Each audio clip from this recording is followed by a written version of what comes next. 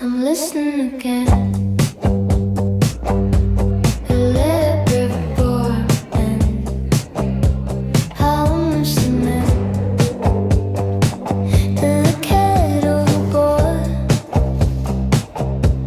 You left your book on the coffee table, open to a page you never told. The dust is dancing in the morning light. I don't know how you sleep.